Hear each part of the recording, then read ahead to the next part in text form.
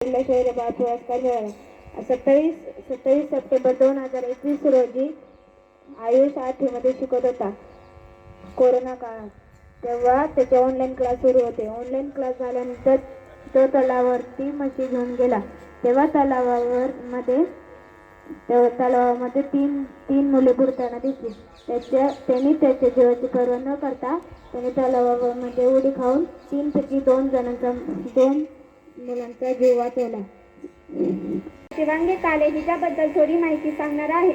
जळगावमध्ये राहणाऱ्या 6 वर्षाच्या शिवांगी कालेने आपल्या आईचा व बहिणीचा करंट लागण्यापासून जीव वाचवला.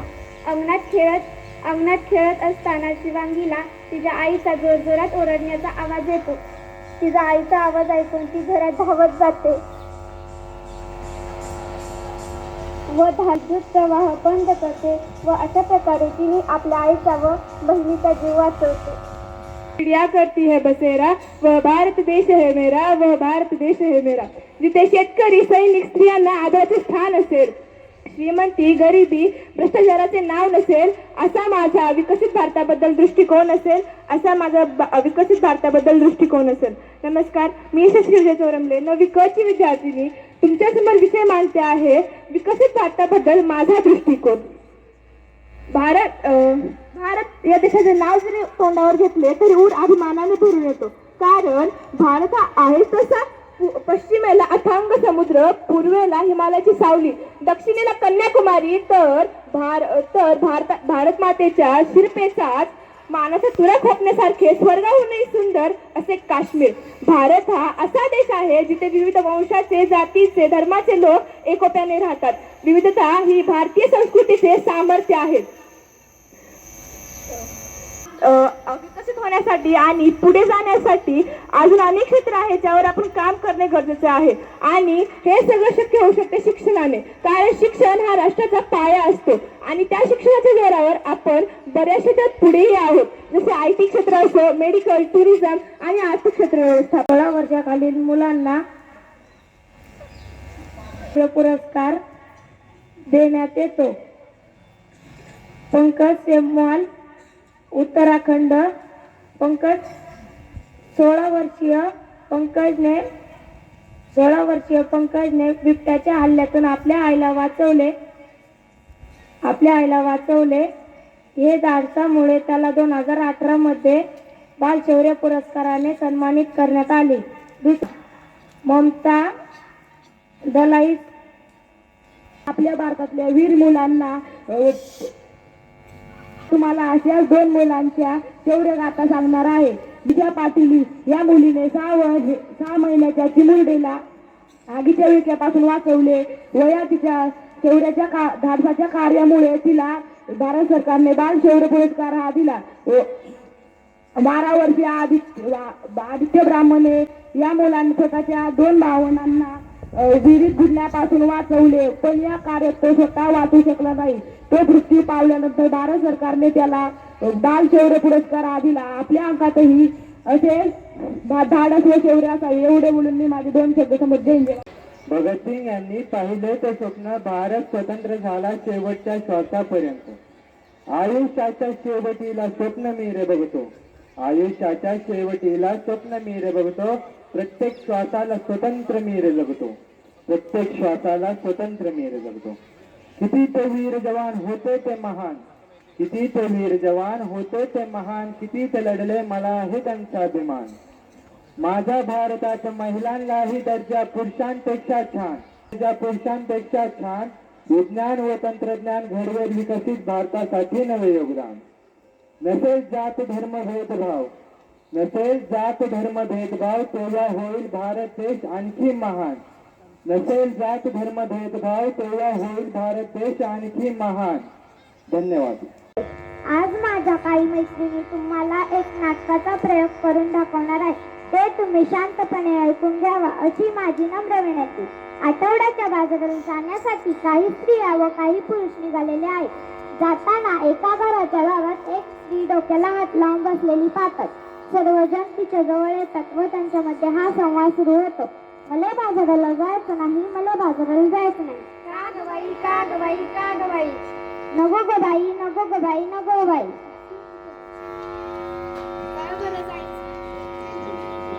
का बरं जायचं नाही? कारण काय ते सांगशील की नाही?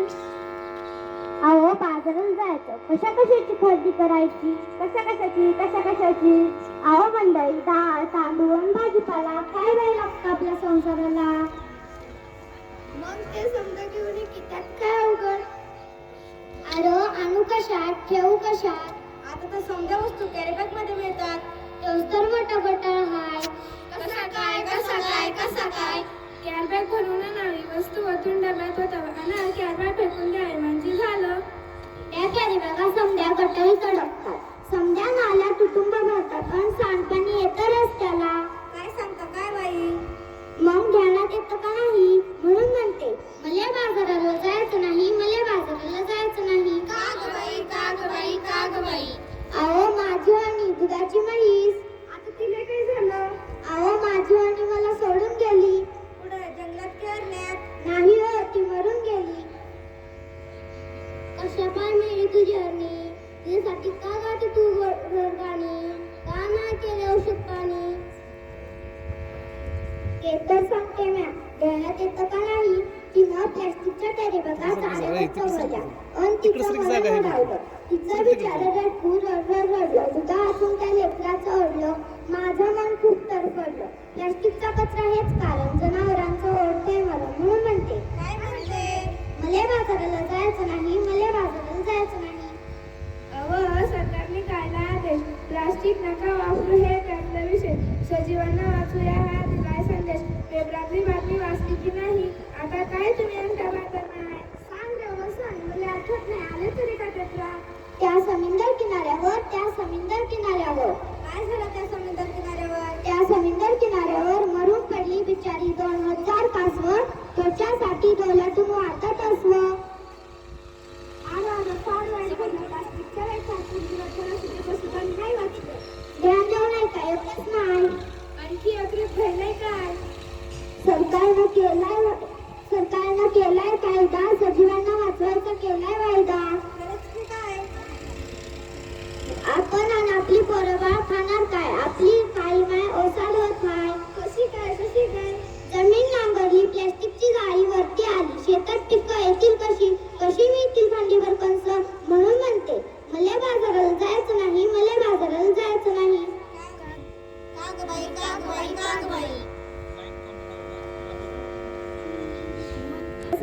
समजा लोकांना उद्देश कर. तो काय? वापरू पिशवी, कापडाची, कागदाची नको प्लास्टिकची पिशवी, ताजी धुळ्यावर सुंदर. आता तरी बाजारात जाशील की नाही? होय, पण मी प्लॅस्टिकची थैली हातात धरणार नाही. मला बाजाराला जायचं हाय, मला बाजाराला जायचं बाय. चला प्लॅस्टिकची थैली घेऊन बाजारात चला. कागद कपडा वापरा, नको प्लॅस्टिकचा कचरा. कागद कपडा वापरा, नको प्लॅस्टिकचा कचरा. होत नाही त्याचा निचरा, आता त्याने सांगते वसुंधरा. होत नाही त्याचा निचरा, आता त्याने सांगते वसुंधरा. कागद कपडा वापरा, कागद कपडा वापरा. आपल्याला या नाटकामधून प्लॅस्टिकचा कचरा वापरू नये व आपल्यासाठी प्लॅस्टिकचा कचरा हानिकारक आहे हा संदेश मिळतो. नाटिका प्रस्तुत करने वाले उस नाटिका प्रारंभ करते, इसलिए हम भी अपने कार्यक्रम का नारे फोड़ के प्रारंभ करेंगे. आदरणीय कुलाध्यक्ष दौंडकर यांनी स्टेजवर येऊन नारळ फोडावे.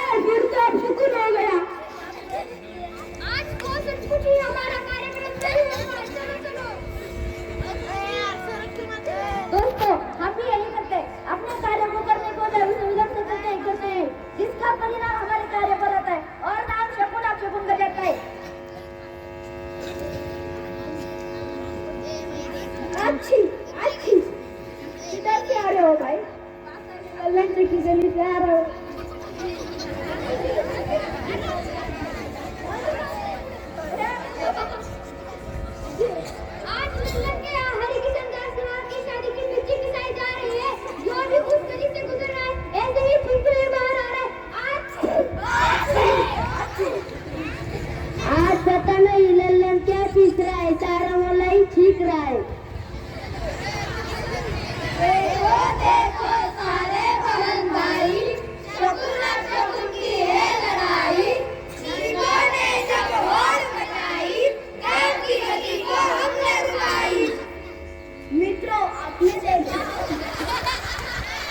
मित्रों, आपने देखा हर गतिविधि से कोई न कोई वैज्ञानिक या व्यावहारिक कारण होता है जिसे हम शकुन का नाम देकर समझ कर काम नहीं करते।